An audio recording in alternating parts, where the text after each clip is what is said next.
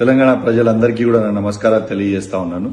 మొన్న పోయిన డిసెంబర్లో అసెంబ్లీ సెషన్లో రేవంత్ రెడ్డి గారు అసెంబ్లీ సాక్షిగా 4 కోట్ల తెలంగాణ ప్రజలు వినేలాగా ఎట్టు పరిస్థితిలో ఈ ప్రభుత్వం అనేది బెనిఫిట్ షోలు అనేది ఫిలిం ఇండస్ట్రీకి ఎట్టు పరిస్థితిలో ఇవ్వమని అసెంబ్లీలో గట్టిగా బల్లగుద్ది చెప్పింది రేవంత్ రెడ్డి గారు. కానీ రేవంత్ రెడ్డి గారు ఇవాళ చేస్తున్న పని ఏంటిది?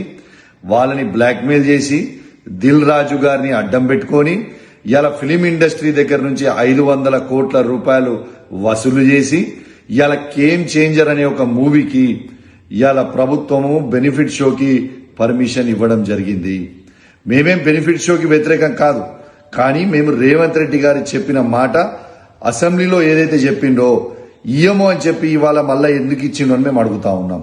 అంటే కేవలం పైసలు తీసుకొని 500 కోట్ల రూపాయలు తీసుకొని ఇవాళ ఇచ్చిండనేది యావత్ తెలంగాణ ప్రజలందరూ కూడా గమనించాలని నేను విజ్ఞప్తి చేస్తా ఉన్నాను.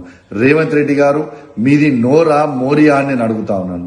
నీకు సిగ్గు శరము లజ్జ మానం లేదా రేవంత్ రెడ్డి గారు అని నేను అడుగుతా ఉన్నాను.